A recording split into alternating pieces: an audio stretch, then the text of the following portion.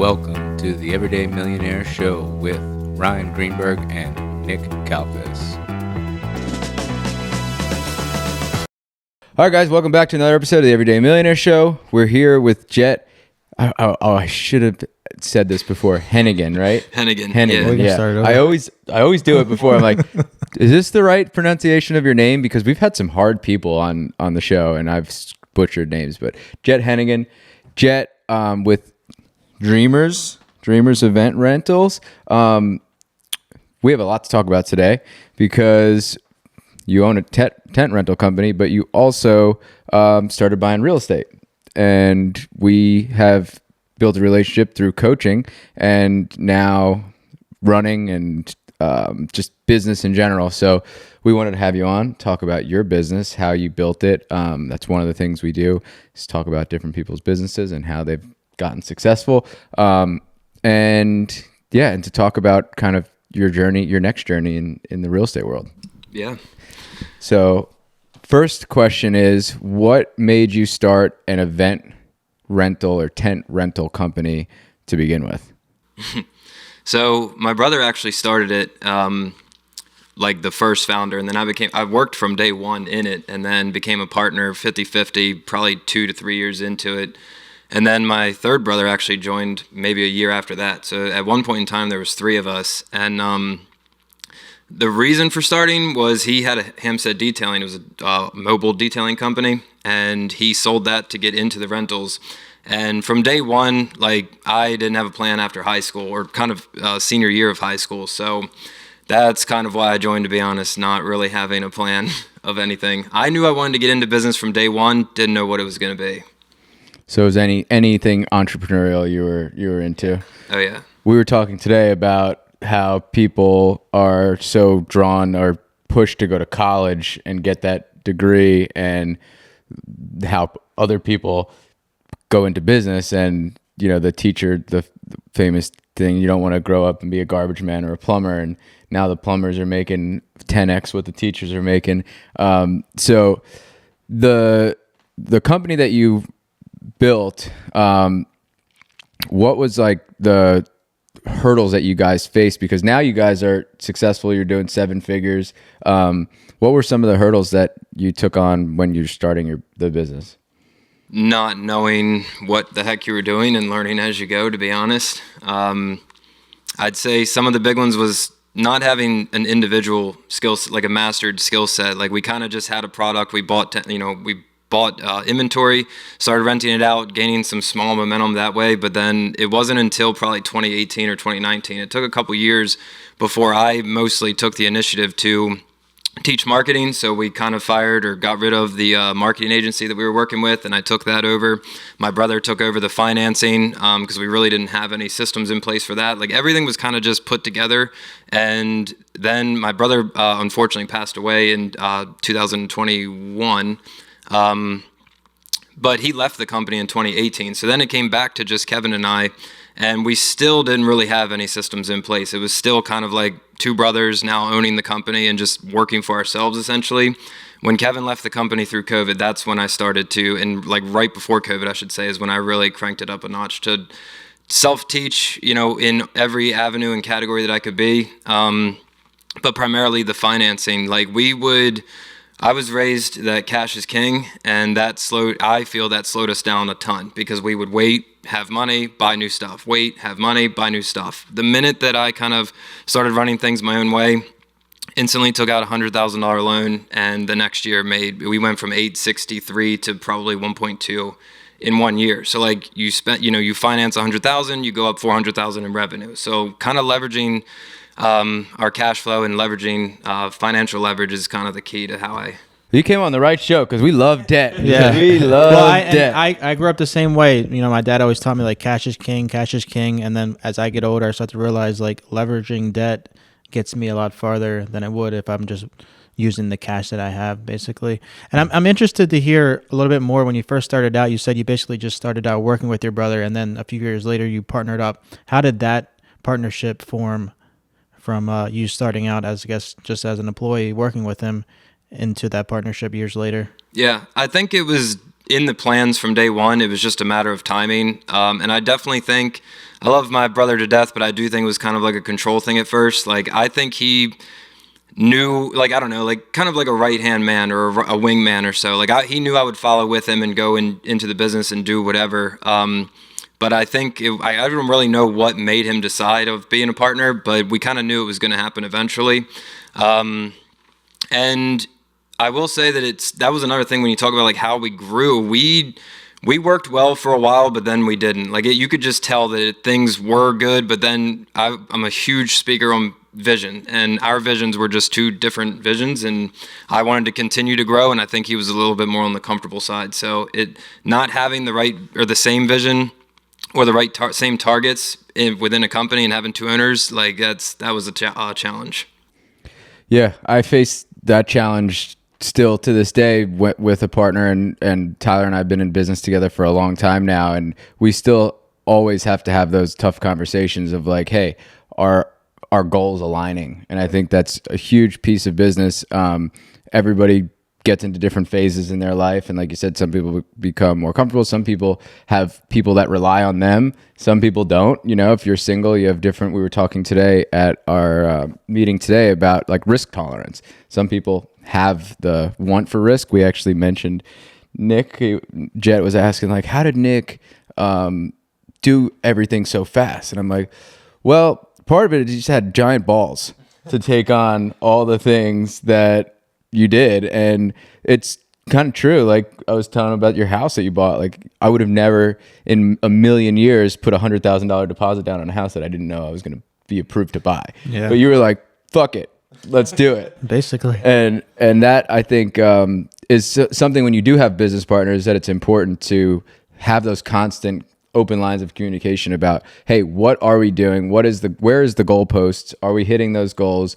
Do we want to move them, or are we good here? Do we want to just optimize where we're at? So that's a constant struggle in business, just in general. I feel like, especially having a partner.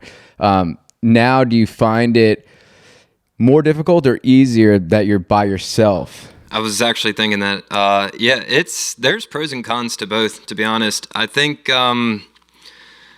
it's a tough one to answer because I think in some areas it's way more beneficial because I guess when you come from like if he was aggressive and I was conservative, I think it would have been a little bit different because it's like, I have to keep up. But instead it was the other way around where I felt like I was constantly, pulling him like, hey, let's keep going. Let's try to do this or grow this.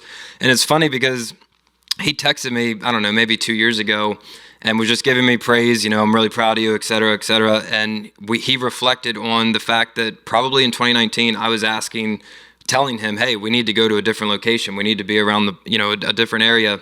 And Owings Mills was on the radar. I remember looking at a warehouse. We moved to Reisterstown, Owings Mills, in 2021, but this was 2 years before that I was already kind of saying, like, I already had the vision in my mind. I knew where we needed to be. I knew where I wanted to be. And he's brought it up before that he's like, shit, you were right. Like, we should have. And it's just like, when you think about a story and a journey, like, it could have been so much different. It could have been, like, if COVID didn't happen, who knows where we would have been, between him and I, between the company. So I guess the stars aligned to, put me in a good position to take over. But yeah. So you said your brother left the company in 2018? No, my brother, there was 3 brothers total, me and 2 others.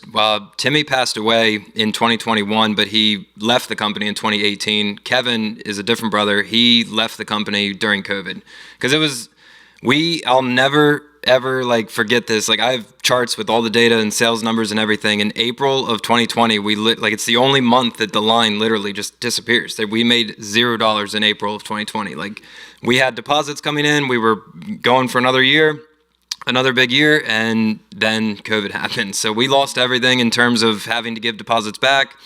We deferred every payment possible. Like, we were in survival mode for probably 4 to 5 months, and then he left in June. So that was in April was when it kind of all started to get really bad, and then he left in June of that year. Just got a job. He works full-time, same company now. So, and he's happy that way. We've talked about it. Like, I don't know. That's why I said, like, even if it wasn't for COVID, I don't know if the stars were still aligning between us and the company. So once things started to pick back up, like, did you need somebody to replace him, or were you fine? Oh, it was running hell. it on your own? Yeah. So there was a period of time. So I don't know how well your memory is. Like everybody has their own COVID story. In the tent world, we went from nothing to popping like that. And it took one speech from Hogan that said up to 75 people could be outdoors celebrating or whatever. And then people started encouraging going outdoors because they were saying it was safer, space, not being confined in a building. And that, like, literally just, I couldn't keep up. I remember, like, I wouldn't even call them happy tears, but, like, I was so busy that I didn't know what to do but other than just be like, this is crazy, and you're crying, like, because, like, I can't keep up. I don't know I'm answering the phone, I'm cleaning the stuff, I'm loading the truck, I'm making and I was literally hiring no matter what. Like, it sucks looking at it back then. But there wasn't time. Like we literally were getting really busy really fast. My parents helped actually a lot. They started taking phone calls for me and just getting the information, because the more I got pulled out of the office, the harder it was to catch back up. And you're working 24 hours a day basically. So that was a very, very, very challenging thing to overcome. But I didn't really. It's almost like you didn't really know whether to go forward even faster or take a step back and try to plan this thing out. Like you didn't even have time to make that decision. So we just got through being seasonal. I got to the fall, and then that was when I had time to reflect, and that's when we moved down to Reisterstown, and things just changed from there. So at that time, did you have like a warehouse for all the tents that you would store? Yep. It was on, so check this out. It was on my parents' property, like a little, 42 by 45 size pole barn. It was just a small building. And they told me in August of 2020 that they were moving to Delaware and that I had 3 months. They said they're putting the house up and they're going to sell in October or something. And I had 3 months to move out and find a new place and everything. So I actually paid rent he put it in the contract that I was allowed to stay there even after they sold the house. So I had 3 months, and so that was the time was ticking because I didn't have a space. I was looking at Catonsville, I was looking at where we're at now, and maybe like 2 more. But when you look, that's a lie. Liberty Road, there was a couple in there that I looked at, but we're in 10,000 square feet now, and we moved to this place that we're in now, and it was only 5,000, but I got the next unit over, so now we have the 2 units combined, and we cut a hole in the wall, so now we can get the forklift through. But I remember walking into that place, looking at it, and saying, this is too big. Like, we had to grow into that place. So it's like, it's more of like, this isn't the best thing, but looking back now, I couldn't imagine all the other buildings I was looking at. To keep costs down, they were like 3,000 square foot, 4,000 square foot. And knowing what I know now about the growth, like, we would have outgrown that in a year or 2. How many tents do you have? That's a great question. Probably 50 to 60. And like, what are the size variations? Yeah, 20 by 20 is the smallest, and then they just go up in rectangles from there. So it's 20-20, 20-30, 20-40, and then it jumps up to a 30-30, 30-45, 30-60, and then 40-40, 40-60, 40-80. Do you do any like table rentals also? Or just yeah. Okay, yep. so you do tables, it all. Chairs, and chairs. Yep, Perfect. Dance floor, lighting, trash cans. Basically, we call it all the essentials, basically. Like, all the decor. We don't do a lot of decor, and like people put a lot of floral stuff, and like that's not us. It's more or less the paint. And what is your zone, like your work zone? Like, do you stay in Baltimore? How far out do you travel to deliver this stuff? I learned this from someone else in the industry. They said our service area is as far as someone's willing to pay, basically. So I always make that example. Like, if someone offered us $100,000 to go to California, we would. But obviously that's not, a thing. But we've been to Virginia. We've been to D.C. a lot. We have a lot of work actually in the D.C. area, primarily where we're at. And then we try to stay away from the north just because of pricing differentials. You could get, like, if our 2020, if I'm making it up, would be $500, they're going to be, $250, $300. So anytime we get jobs in Hanover or Pennsylvania, we'll do it, but we steer clear of PA. And I'm asking these questions now because I'm a potential customer for the summer. Is it like a package deal, like the tent and the chairs and the tables? Yeah, you can get it all together. Yeah. That's something we can help you with. Are you about to have a party? Baby. That's what we Wait do. till the summer, though. He does have a good yard for it. Yeah, he has a good yard for it. That is true. You got to get a boat first. Are you going to the boat show to get a boat this weekend? I'm gonna try to. Okay, good thing. Jett, how long have you been? Obviously, you've been working in the business for a while. How long have you been working outside of the business? Or are you still working in the business, like actively, like going and running tents and stuff like that? Yep. So I basically put out fires pretty much is my job at this point. That's another thing about the growth that we were talking about, like in terms of the financial leverage, and that's really excelled us a lot. It's the same thing in operations. So for one, we're seasonal. So like right now I have all the time in the world, and that's where everyone asks us the same question. Like when people are renting tents, what are you doing in the business? That's my bread and butter. I love the off season because it gives you all the time to reflect and improve. And that's what you see each year of getting better and better. We used to have these printed off laminated sheets where we would check off, what goes in the truck for a tent. Now everything's digital and you can check it with a picture and a description. So little advancements like that, is what we do in the off season. So now my role is still finance, marketing, HR, like all the back end stuff, but then it's more or less overseen. I do a lot of data analytics every day. Tracking our numbers, making sure we're on pace and hitting our targets. And if there's any issues over here, and that's why I say like I'm putting out fires all the time. I don't run a lot of routes. I will if I have to, but like most of the time, because I just think about my time and where it's most valuable within the company, it's mostly spent on the preparation so that the operation can still follow through. So I just try to help them as much as I can. If they're falling back in any category or any area, I'll fill in there.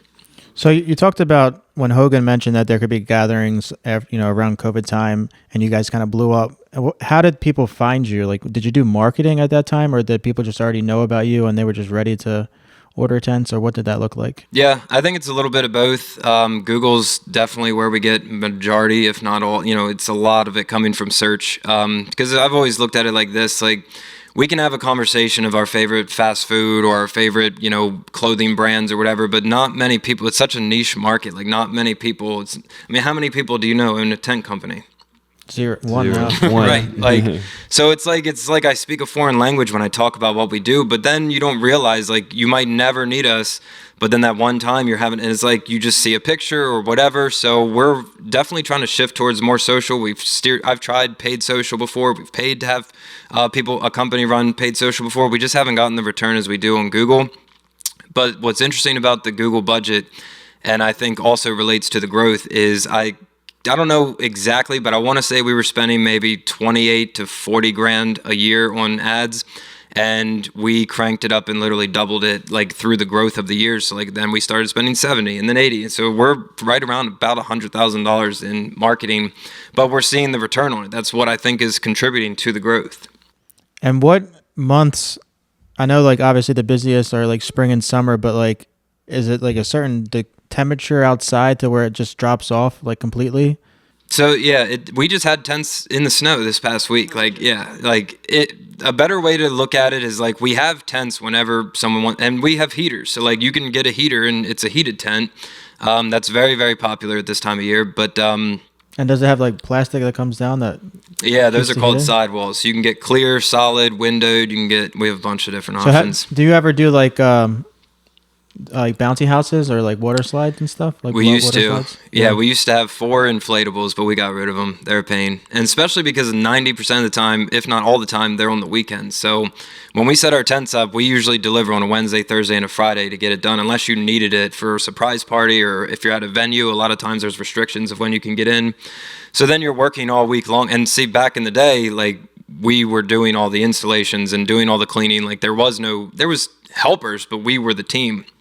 Now we literally have operations manager, crew leaders, assistants, people that we can delegate the work a lot better.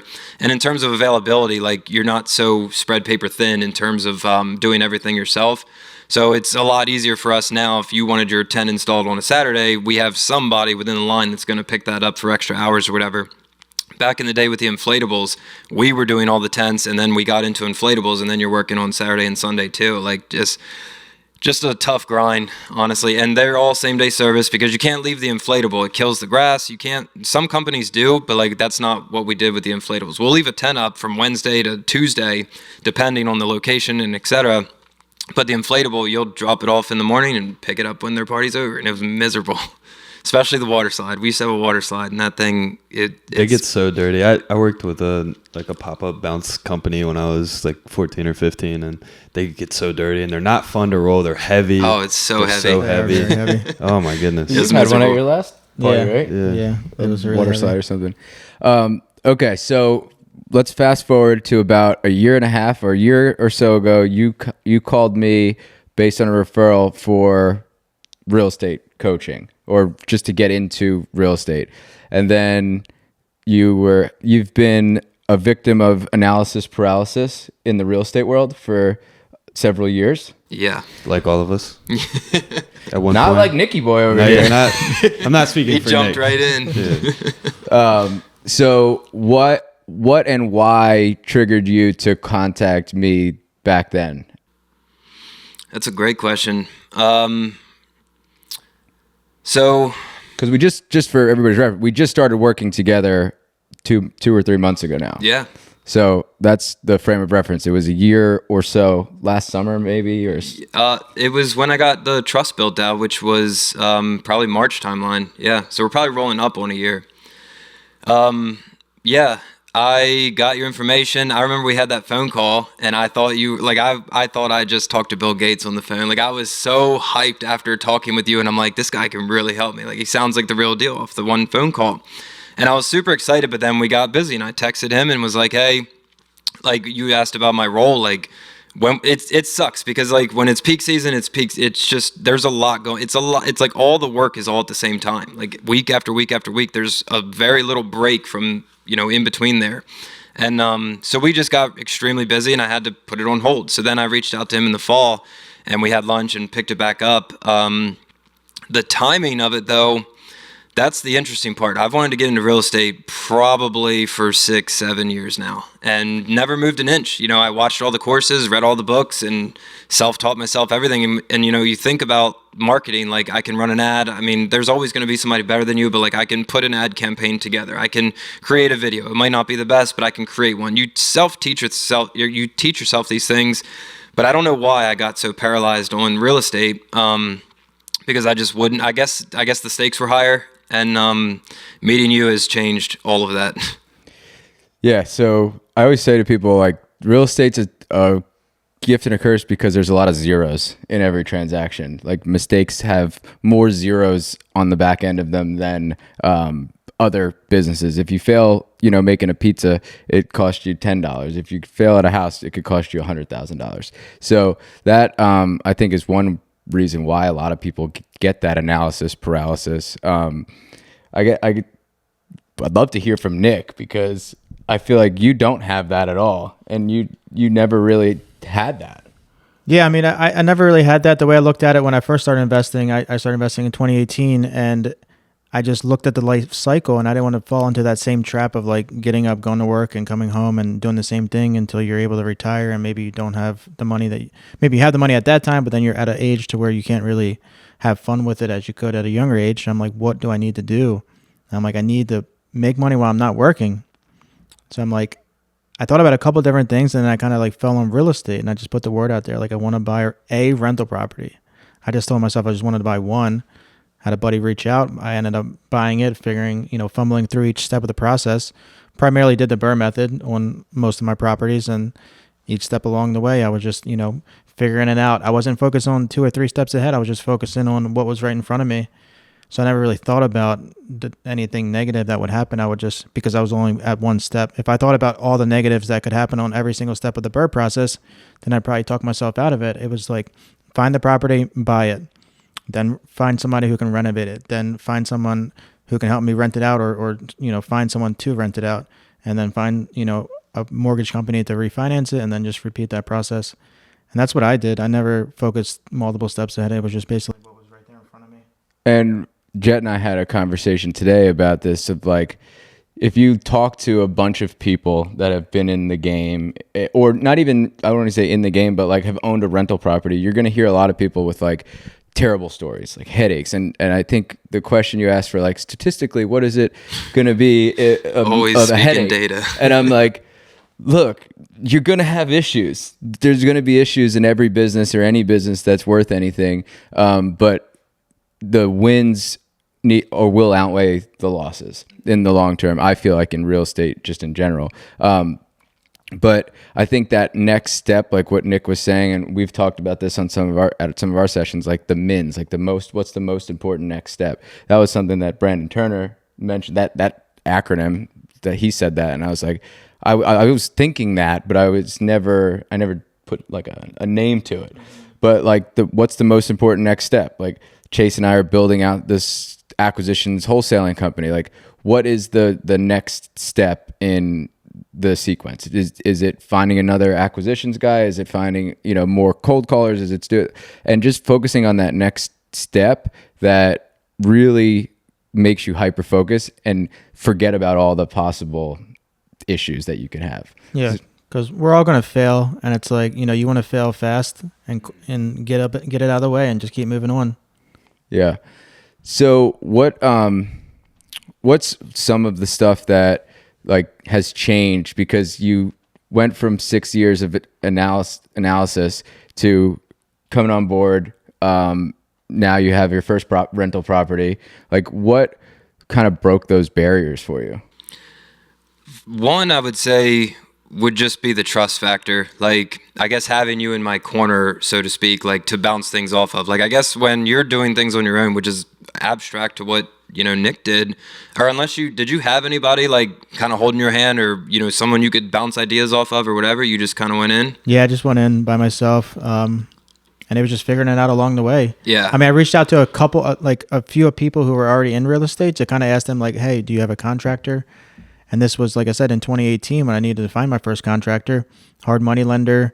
I reached out to another person on that, and I didn't even know what the term hard money was. Like, I didn't know what hard money was, and that's what it was. And finally got somebody who would lend to me, and I just kept the ball moving. Yeah. So I feel like there's two sides to the coin. Like, there's always that thing that everybody says, like, find somebody, if you want something, find somebody that has what you want and figure out, what they did and learn from them, So it's like, at first, I guess I took, and my wife and I have talked about this before, like, why was I so stuck? Because if it's a different arena, and if it's a different field that I'm playing on, such as rentals or tent rentals or whatever, like, I'm not going to say I'm not scared. Like, I think we're all scared at some point, but I had no problem taking out 100,000. Like, that I didn't even flinch. Like, it was nothing to me, because I knew, I was confident in my decision making to get a return on that. I knew exactly what to buy. And I just feel like I was able to navigate those decisions a lot more confidently. But then when it came to the real estate thing, it's like, I guess you just have to get over that first step, which I just couldn't. And total mental blockage. And it's almost like the more you don't take action, like, I just kept getting more pissed off that I wasn't taking action, because for somebody that owns a business, read the books, took the courses, there's no reason, like, you just jumped right in and made it happen. I had every reason to do it and just didn't. So it's like, that's when I started to realize that I knew this was kind of quote unquote bigger than myself. So meeting up with you, I guess, for one, gave me the confidence and the trust that, like, okay, like, even not that if I fall or fail or whatever, but at least this idiot can do it, then anybody can do it. But that's what he really just said. Having that trust and confidence, like that, when I have a question, I'll text you, like. And the very first, it wasn't even Streeper, it was another deal, or I don't even know if it was a deal. I was just making up numbers, like looking at random properties and trying to analyze them. And one of our first calls, you taught me something, and I forget what it was specifically, but just how the refinance side of the BRRRR strategy works to get it back and put it into it. And I'm like, that was game changing. I don't know if you remember that, but like, I didn't understand the math. I'm like, hold on, can you just one more time? Like, how the hell are you getting this number? And then it clicked, and like, just that one thing alone that day, and then the next one. So like, the value and the knowledge just kept stacking to where I'm not going to say I'm ready to go on my own, but like, I could like go, the way you jumped right in, I already feel like I've, climbed a mountain in terms of where I was and where I'm at knowledge wise, like understanding the game more. I feel like when you have somebody like that in your corner, it's part of why, like, in January of this year, me and Ryan partnered up, and last year. Was last year. Now, it's 2025. But I mean, I kind of did the same thing, right? Like, I was in my first flip, didn't really know too much, stumbled through that, and you find a contractor that knows what they're doing and knows what they're talking about. It's really hard to miss those things now when you're looking at the flip, and somebody that's, has 30 rental properties and is done like 100 plus rehabs in a year, like they know what to look for and what to find, and that can really accelerate your growth. Last year I did one flip. This year we're already on, I mean, we just bought our first flip of this year. So, I think did a couple more last year. Yeah, we did a couple more last year. So it just accelerates that growth. Do you think, Nick, in your opinion, you would have accelerated even further along if you had like someone like that on your side? Yeah, I think 100%. I mean, mentorship and coaching is very important to somebody who's just getting started. Like, why would you want to go through the trouble like I did? I don't recommend doing that, right? You don't want to go through that trouble. You want to find somebody. It's time consuming. It's hard. It's very time consuming. Somebody can literally eliminate all of that just by explaining to you their history of what they did and what failures they had in order for you to prevent going through that same process. Not only that, the network, right? Like that's super important, because now I don't have to go look on Facebook. Now I don't have to go talk to anybody. I just text Ryan, hey, who's your trash guy? Hey, who's this guy? Who's that guy? Right? And he already has them. He's already priced them. He's already gotten 3 different quotes from each plumber and each electrician guy. And, he's bid those guys, right. So that way he's built the relationships. Now I just text him like, hey, who's this guy? Like, where do I find someone to do this work, right? And that network is game changing, because now you don't have to go do all that time consuming task, and the knowledge too. It's a big part. So I think the one kind of block, and obviously Jett's not in this situation, but it is hard for some people to get over like the financial part of hiring a coach. Where Jett, you have a successful company, you make plenty of money to hire me, but that's one of the reasons that we're trying to build out this community for people that could be an affordable place to bring people together for this network. But not everybody can afford to hire the coach or pay for that course or whatever. So I think being just getting involved in networks is important in itself. But do you see like the value in what you're doing with me every week, like how we are building out your portfolio and all that stuff? Oh, 100%. Yeah. And look at my story as a whole. Like, let's just look at the opportunity cost. Like, not saying that if we would have met, and we'll just say 6 years, it was 6, 7, it's been a long time I've had real estate on my mind. But I think back then I knew I had to build the business and then, transfer over. And I didn't really know the timing of when that moment was going to happen, but like, it's almost like I was trying to make it happen as soon as I possibly could. But then it got to a point where, okay, like there's no other excuse on the table that you can make to not get into real estate. So I think I always say that priority creates time, and it was a priority to me now more than it ever was in the past. And if you look at that as an example, what's the opportunity cost of waiting 6 years? Like, what if, just hypothetically, if we would have met 6 years ago, and let's just hypothetically say I'd have 20 properties, like I wasted all that time, not betting on myself and not betting on taking that risk, which who knows, it could have been better, it could have been worse. I mean, that now you're getting into the conversation of does everything happen for a reason, or how much control do you have? But I look at the acceleration, like Chase was saying, like I think and this is a bold statement, but I've learned more from you in 2 months than I've learned in 6 years on my own. Like, from all the content that I've consumed of real estate, that's not a joke. Like, you've taught me a ton. We walked the property, or we walked, a house. The one time we did the 4 in one day or whatever, and just between those 4, you took me from a completely shelled out one to a fully finished, and it's like just walking and seeing that process. That was one of the smartest things I think that you could have done. I'm not gonna lie, if I'm being honest, I was like, why the hell am I like this isn't something that I can get into. I don't even know, like you were showing me multifamily, you're showing me the fully blown out, and that was something that we weren't even on the radar for. So at first I didn't understand it. But literally, I drove home that night or that day and was just like, damn, I just saw so much and learned more by seeing than, something you could see in a video online.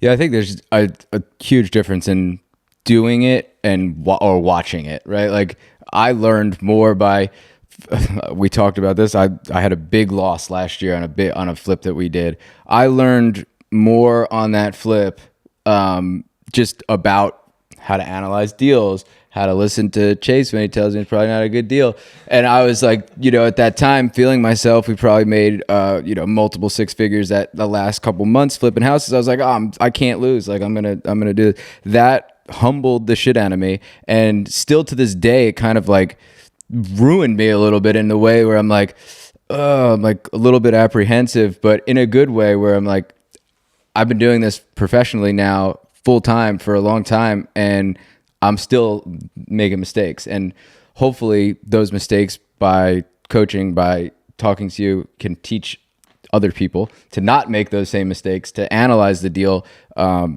really, really well, know where the heck you're buying and what it's going to be worth at the end.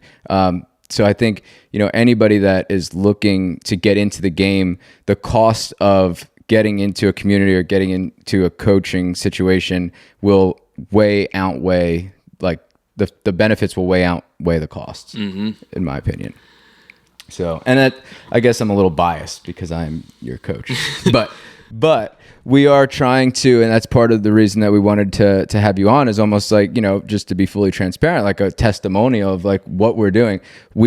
I built out a bunch of notes, and you and I have talked about the coaching business, and like, I'm like, hey, what can I do better? What can I do to help and add value, more value in your life?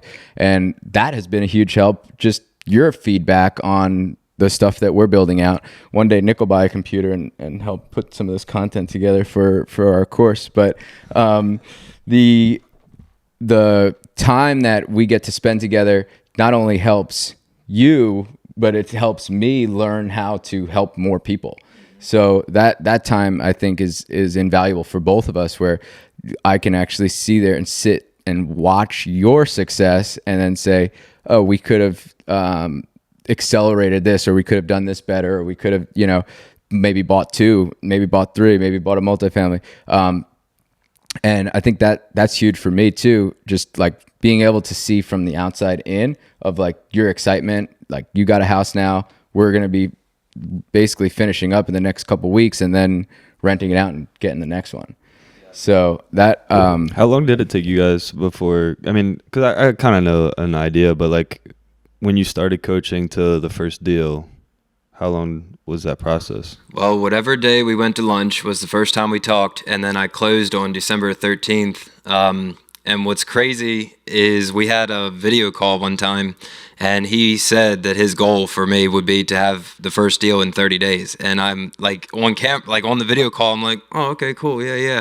I hung up, texted my wife, same shit. I'm like, dude, Ryan wants to have a house in 30 days. Like, if this is real, if like this is like, and it's like seeing is believing. Like when you go 6 years, like, look, it took me 6 years of wanting and not getting and achieving, and then you're telling me 30 days from right now I'm gonna potentially be closing. Like it just did. I couldn't wrap my head around it, and that's again another reason of why it's like when you're not alone and when you have a real player on your team to play on your team. Like you need to build a strong team. And Chase was talking about networking, like meeting you, then met him, and now meeting him. Like you just start to grow and expand in that area, which there is no price tag. You can't, it's like an infinite amount that you can put on that.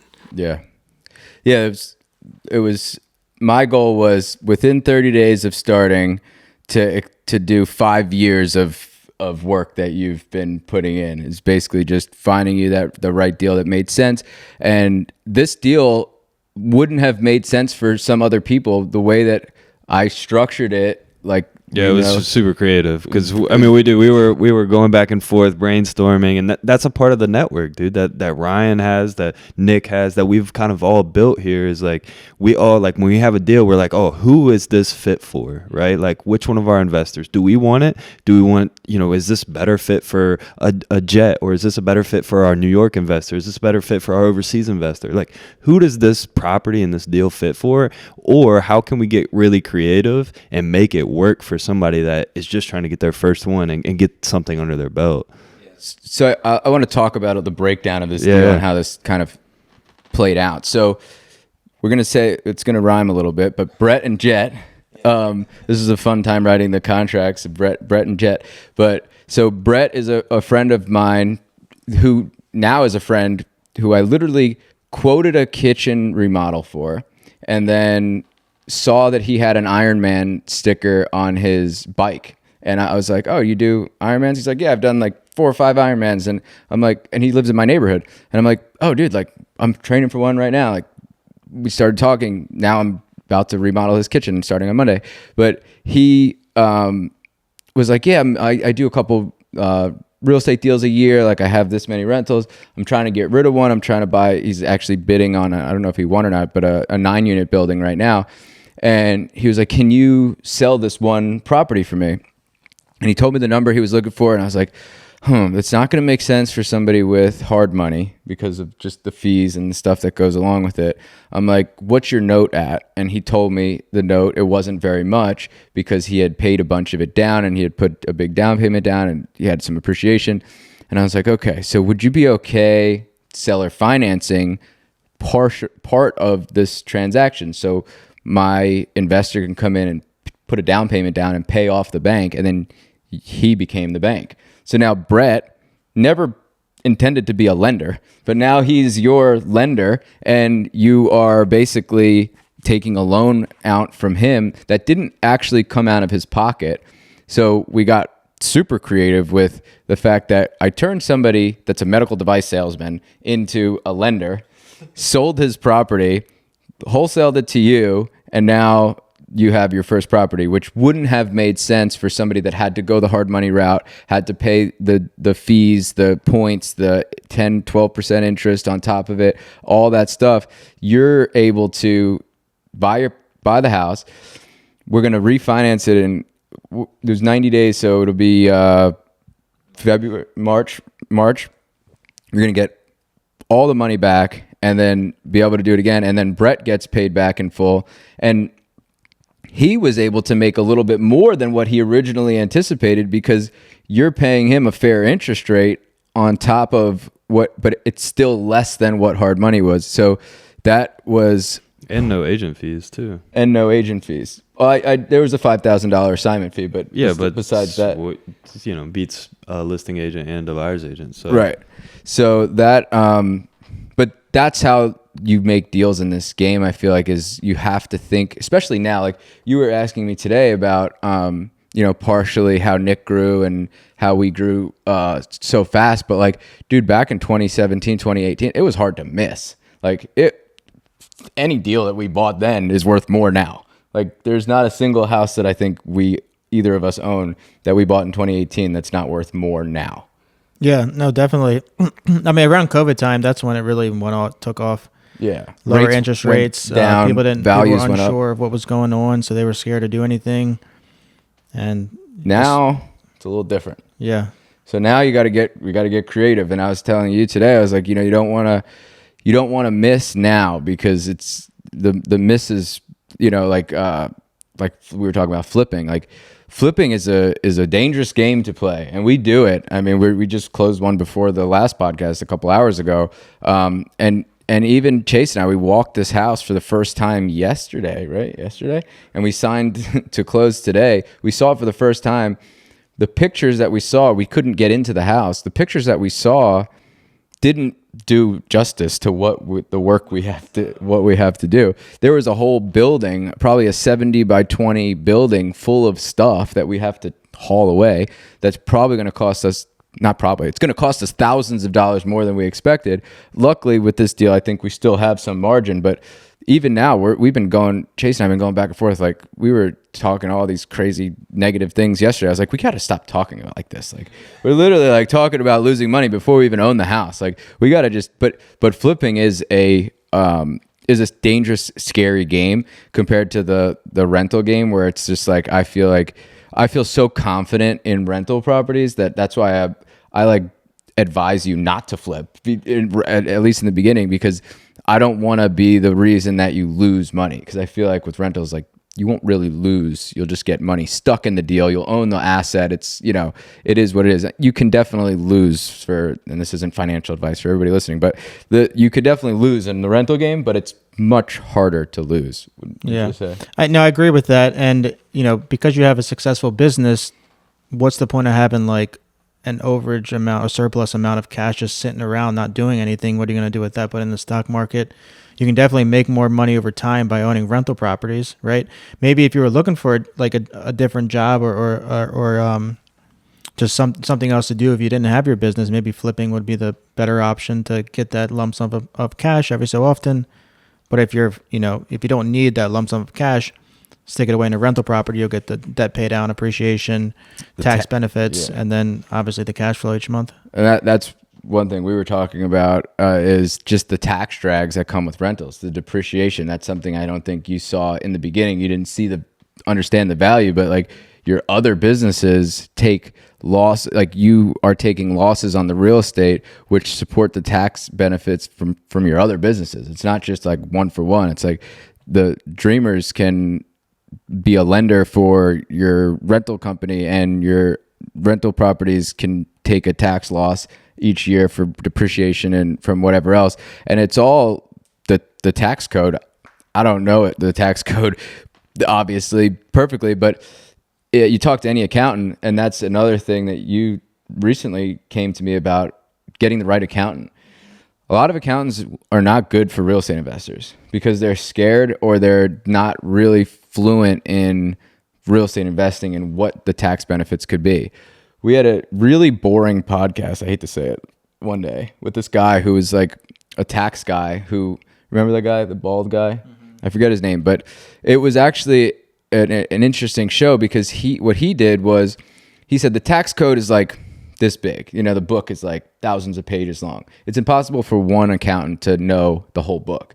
So what he's done is created a conglomerate of people, and he's of tax consultants or accountants. And he said, okay, like, for example, Jett, you take chapters 1 through 3. I'll take chapters 2 through 4. Nick, you take chapters 5 through 8. And then that you just digest that little bit, and you become an expert on it, and then you come back to the mastermind of all of them. So then the clients get a piece of all of those accountants and their expertise exactly where, and it was a really interesting business model. It was a boring podcast. I remember I was like fucking falling asleep during it, but because taxes are typically boring, but yeah, that in itself like opened my eyes to like, make sure anybody that I talk to or is getting into real estate, make sure their accountant is in with them, because yours was questioning. Mm-hmm. Yeah. The second that happens, I'm like, that's a red flag for me. Yeah. I mentioned it to Ryan. My accountant is great on the business side, and we've been using him 5-6 years maybe. And he's fantastic. Anytime I have advice, there's been letters I've gotten from the IRS, and whether it's a fee or whatever we owe or whatever, he's like, oh no, that I can fix that. Like, it was some amended return 2 years ago or something, and he got it wiped out. Like, it's not that it was wrong or whatever. Like, it's not like it was fraud or anything. It was just, they said we owed this amount, but we didn't, and we had to send a proof of some document to prove it or whatever, and he did and wiped it out. Like, he's very good at knowing like what we have to do. But I've brought up real estate to him 2 to 3 times in the past couple of years, and I was telling Ryan, every time we bring those 2 words up, he hits the brakes. He's like, you can, but it's risky, and it's the same speech you hear often from the outside world. Like, and that's another benefit to coaching and getting in that space, is like, you're gonna hear the right advice. You're gonna be talking to the right people that have a completely different narrative. And it's encouraging. Being in my position where it's like, you're just terrified of what that looks like because you come from a small town. You just can't believe it. When you said 30 days, first property, you just can't believe it. You can't wrap your head around, that being a reality. Same thing goes with just doing the game in general, is like, you just don't think it because you're surrounded by an environment that thinks otherwise, and that's another way to stay stuck. Yeah. Yeah. I think you talk to the people that had a bad experience, and it's typically, due to either poor operations, like the typical person that complains about the real estate game is the one that has one rental property that was probably the house they lived in, and they outgrew and they moved out, and they had a bad tenant because they didn't screen them properly. We were talking about this today, like screening the tenants, knowing who you're moving into your house, not just accepting the first person, looking at their bank statements, looking at their credit report. Those people that have a bad experience typically were poor operators, and they just don't realize it.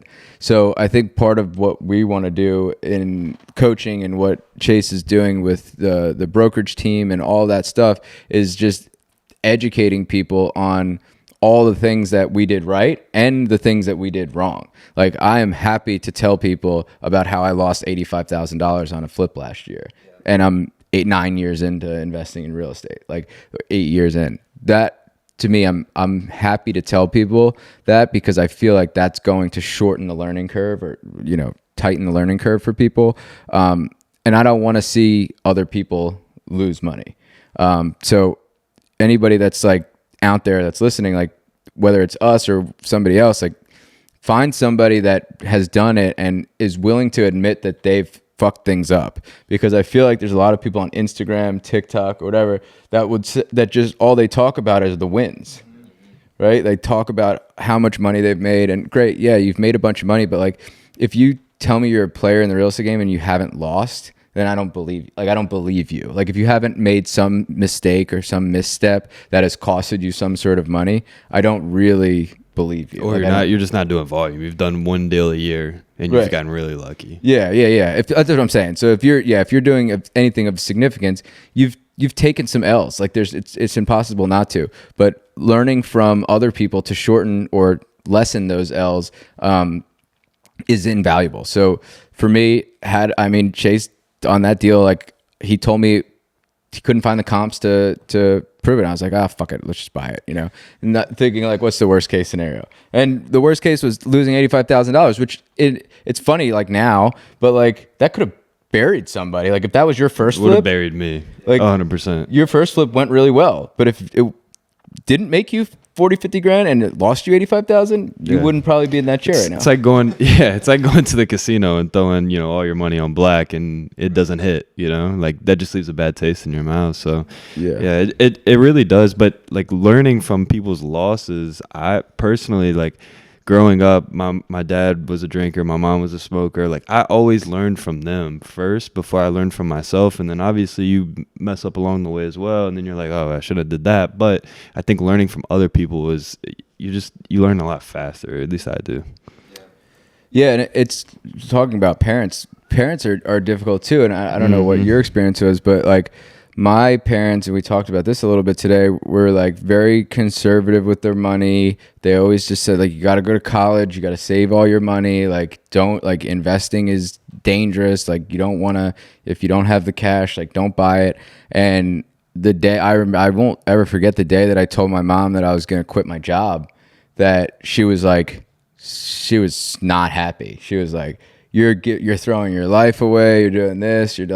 I'm like, you just don't like, and hearing that from like your own parents is like, it's really, really hard for you to be like, I'm so excited. I'm quitting my job. I'm doing this. I'm going all in. And they're like, that's a bad idea. And you sit there and you think about it. It's like really hard to go against mommy, like it's really, really hard. But when you look at it, like, do I want the same thing that they had or do I want more?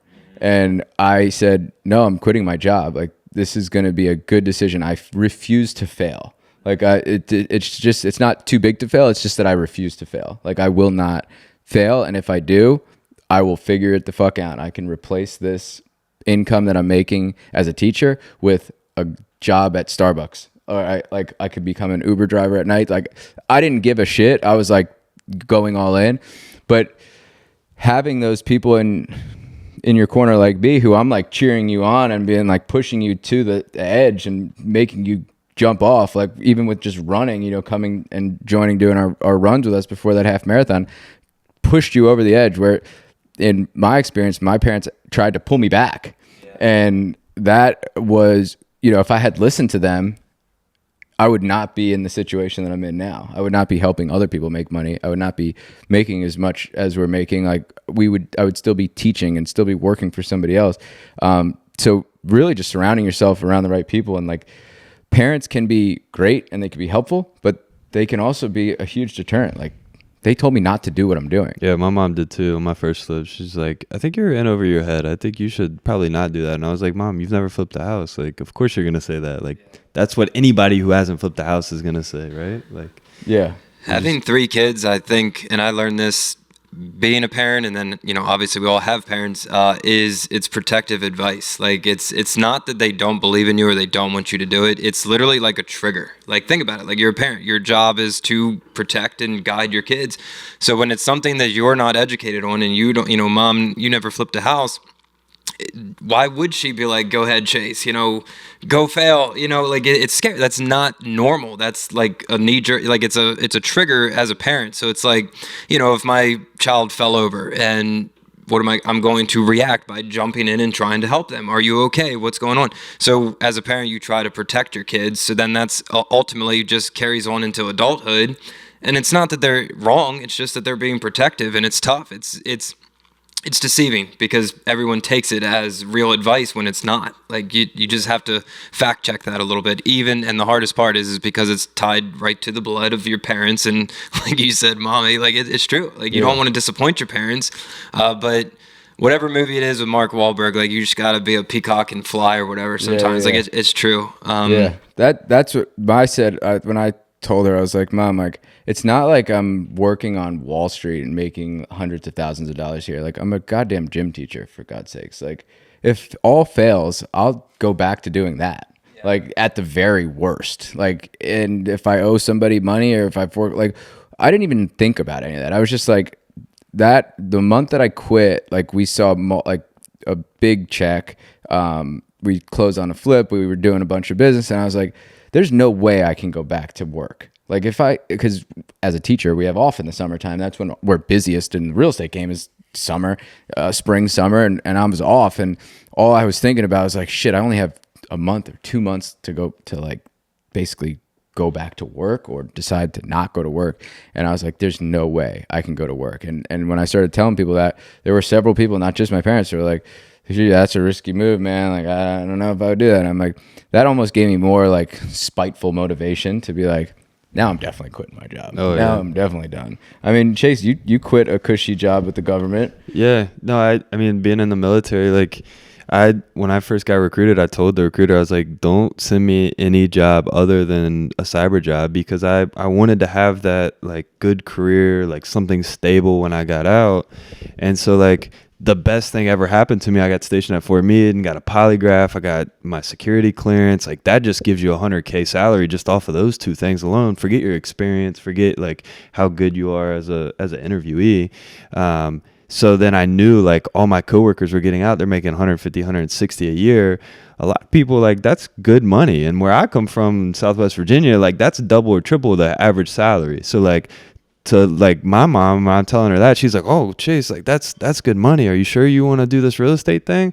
And by the time you show them proof of concept, and we've talked about this, like once you show them that you like it's capable and you're able to do it, then they become your biggest supporters, man. And then everybody just sings your praise. Like not everybody, right? Like, but your parents believe in you, and they see that you're not gonna get harmed. Yeah. Oh, it's funny when through that whole process and that year that I did quit, Tyler and I both quit at the same time, and our business doubled that year.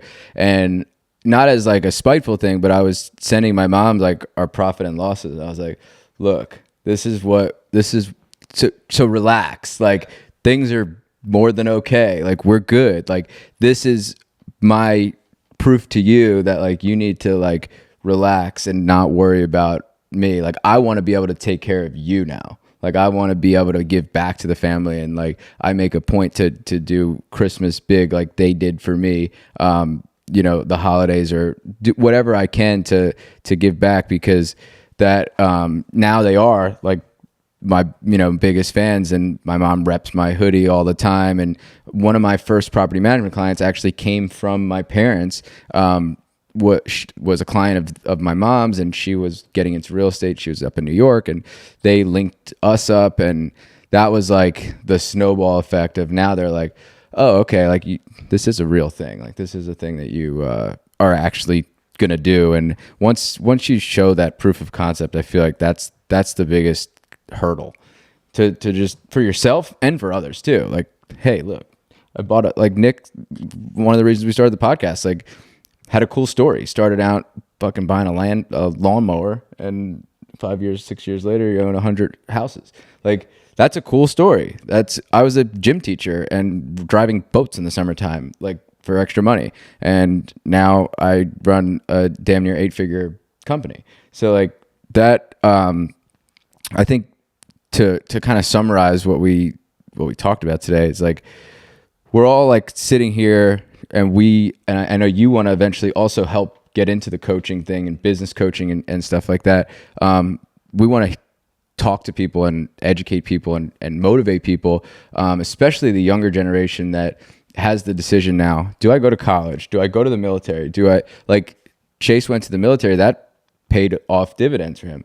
My college did not for me. Like, yeah, I built some connections, but like that piece of paper that's somewhere in my house that says I'm a certified fucking gym teacher, like it's not really going to help me for the rest of my life. Like, so I think, having somebody that went to school for criminal justice now doesn't do anything with criminal justice. Like, luckily with Chase's military career, like it will help you for the rest of your life. So I feel like that's one thing that we should be, talking more about, the comparison of like, is college for everybody? I don't think it is. And I'm a true believer in like, you need to figure out what you're going to get a degree in. Like if you're going to be a doctor, if you're going to be a lawyer, sure, you need to go to college. But you went to one semester of community college? Yep. And now you run a 7-figure business? Yep. Like that to me is proof enough where young people now should be really hesitant on taking out hundreds of thousands of dollars in student loans to, to go to school to get a psychology degree to make 50 grand a year when you can make 50 grand a month cleaning windows. Right. Like literally. The game has changed. Well, Yeah. I'll say this too, like I'm harping on the community thing, but we literally talk about it all the time. And I say this to all of my friends. It's like, yo, your network is your net worth. And I will sing that to the mountain praises, dude. Like, because the whole part of it is like you're 5% of the people you're around. And we just had a conversation with, I'm not going to say names, but one of the people in our, network about how when they were hanging out with us, he's like, dude, the people y'all are hanging out with are nowhere near the people I'm used to hanging out with. I'm used to hanging out with people that go out and party on the weekends and get so drunked up they don't even recognize themselves in the mirror. But like you guys are like playing cards on New Year's Eve, right? Like we're a little more like, hey, we're locked in and we're ready to do, what we're doing in business. So I think it's one of those things. It's like those people you surround yourself with are massively important. Forget the courses alone. Like without the knowledge base of the course, just those people you can surround yourself with is massively important. Yeah. Oh, good. No. I was gonna say taking that to physical. Like I've been running for months. I've ran for years, but not consistently to where I say I'm a runner, not at all. But like until this year, did the first half marathon December. I've been running by myself, and I would work my way up. This started in the summertime, and first time getting out there, a mile, and I would just run a mile, every day. And then the next week, I would do a mile 4 days, and then 2 miles. Next week, 3 miles, 4 miles, 5 miles, and I got all the way up to 7 miles. And I think maybe a little bit after that, I stopped for a while because we got busy again. Like that was in the summertime, which we're still busy, but not overly busy. The fall time is insane, so I had to take a little break again, shifting the focus to work. But anyways, I'm running by myself all the time, and I got all the way up to 7 miles. Well, probably 2 weeks before Ryan invited me to run down with the group, I ran 10.6, and I was over 10 minutes a mile. And I texted him. He's like, yeah, you should come down and run with us. And I'm like, I'm not going to lie. Like, I'm intimidated. Not that I'm scared of doing it. It's just I'm going to hold you back. And, I'm going to be back here and you guys are going to be up there. And I'm not going to be able to catch up. It hurt. It was hard. But I realized, got in the car and just realized another prime example of the group, whether it's coaching in real estate or running with a group. You've got 4 or 5 people in front of you and you are fighting to keep up when you're running by yourself. And you said something that day, what's it called? That thing you said? Self-governing. Yeah. So like when I'm running by myself, you start to feel it. You get tired a little bit. You're naturally going to just chill. But when you've got that accountability right in front of you, like I was trying very hard. And like, your body might not be there, but I'm here. Like, and I'm trying. And it's going to take time and you get better. And then you look back. You said like less than a year ago you could barely do it. It was a year ago. January 1st is when I like got on the wagon of like, I'm going to get my ass in shape. I'm going to do a triathlon. My friends challenged me to a triathlon in March. So a year ago, basically at December 31st of 2023, right? Because that was a year. Yeah. right? Yeah. So December 31st, I was 215 pounds, probably like 35% body fat, 40% body fat, and I couldn't run a mile. And when I did run a mile, it was 12-minute, 13-minute mile. Like, it was so hard. And then I got into it. I did my first triathlon. I lost a bunch of weight. I was feeling good. Then I hired a coach, and I think that's kind of around the time where I roped Chase and a bunch of other people in to start doing these races with me. I hired a coach, and we did a track workout, and he's like, okay, what's your pace? I'm like, I'm probably like 9-10 minute miles. And then we did like this one track workout. He's like, I'm going to have you running 7-minute miles. And I was like, no, you're not. Like, I've never run a 7-minute mile. I played college sports. Like, I there's no way you're going to have me. Like, I know what my limit is. And sure as shit, now I'm running low 7s in single miles in the 6s and below, because he told me that my potential was wrong. Like, I had this, and he's the one that told me the self-governor thing. It's like, you're telling your body that this is your limit, so that's what your limit is. And I think that's true in running and dude, biking. The first time you took me biking, I'd never been road biking ever. Like, I mean, I've rode a bike, but road biking is much different. We were riding at like 18 miles an hour consistently for, I don't know, I think we did 18 miles that day. The first day, I've never been on a bike. So we jump on and I'm following. I'm like, oh, this is fast. I'm like, damn, he's still going at this pace. I'm like, dude, if I don't keep up, I don't know Severna Park. Like, if I don't keep up, I'm going to get lost. And he's just going to keep going because he can't see me. He's in the front and I'm in the back. So I'm just sitting here thinking, like, if I don't stay right here, I'm going to have a really tough time finding my way back home. And it's cold. So, yeah, no, that's the group mentality, all that stuff. So that's part of the reason that we wanted to have you on. We are starting a community, a program that will hopefully help people like you and other people that are trying to get into not just real estate, but just business in general, and just help kind of shorten that learning curve. So we appreciate you coming on today. I know if we go any longer, I'm going to get in trouble because my wife is cooking dinner. For sure. Yeah, I hear her up there cooking something up. And that rarely happens. Usually I'm the one that has to cook. So, Nick, anything else to add, Nicky boy? I guess just for the audience out there, when you're taking advice from somebody, don't only just take advice from somebody that you see is in a position that you want to get to, but also try to verify that too, because like you mentioned earlier, there's a lot of people on Instagram who are flashing all this fancy stuff, and they may or may not be in that position that you think they're in or where you want to go. So make sure you have some sort of verification to understand where they're at, and that's where you want to be. Yeah, there's literally businesses of fake private jet sets where people can go and rent, take photos. I've seen that. Photos. Yeah. So like, if that, I just told this to somebody the other day. We were talking, and I was like, dude, like, there's so many fake people. There's literally businesses out there that allow you to go take fake pictures of you in front of cars. Like, you can go rent a Lamborghini, not to drive, but to take a picture in front of.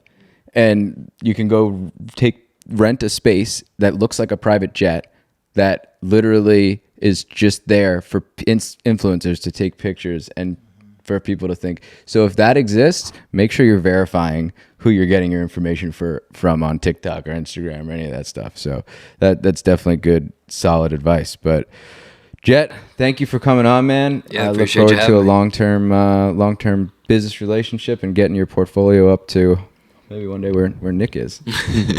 Hey, when's the next event? Next event, I don't know if this will be out by then, but it is this coming Thursday, January 16th of 2025. But we are having quarterly events, so follow us on Facebook, on Instagram. We'll be announcing those events. We have 4 a year, one every quarter. Great way to come network, add value. We have a couple hundred people that come.